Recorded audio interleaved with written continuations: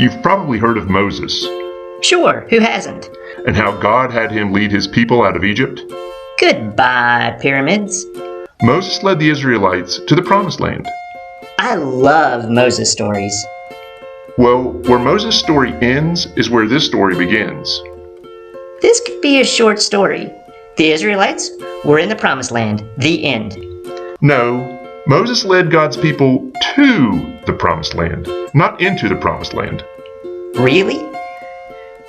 Yes, and there were people already in the Promised Land that had to be removed. That sounds interesting. That's the story of Joshua. God told Joshua to conquer the city of Jericho.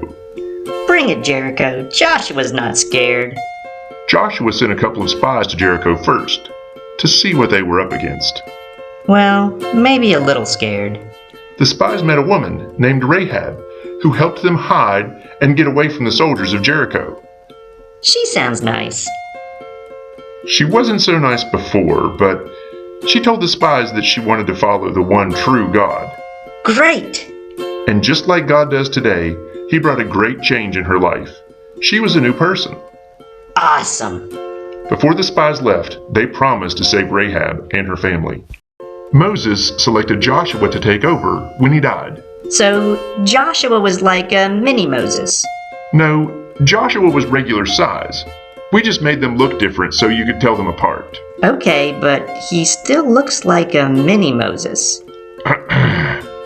Before Joshua could lead the people to the Promised Land, they had to cross the Jordan River. Whoa! What'd they do? Through Joshua, God stopped the river so that the Israelites could pass. Kinda like how God used Moses to part the Red Sea, Exactly. only smaller. Sure. Mini Moses. God told Joshua to take over the city of Jericho. It's time to go, Jericho. He instructed Joshua to have his army march around the city walls every day. Just marching? After they marched, they blew a horn. So they were going to attack the city with horns. Horns and the Ark of the Covenant. What's that? A special gold box that held the Ten Commandments and other important stuff. A gold box and some horns. Yes. I hope they were at least doing some Goliath-style trash talking. Nope. They were completely quiet.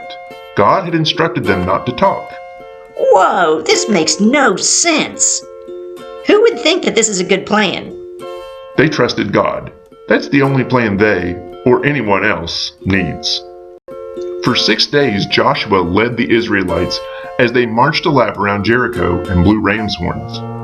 I'm not sure about this plan, but if God said it would work, it must be okay. On the 7th day, God instructed the Israelites to march around Jericho 7 times, then blow the horns and yell. After a week of not talking, that was probably some yell. Their obedience to God brought the walls of Jericho down. Yes! I knew it would work. When the walls fell, it was easy for the Israelite soldiers to take over the city.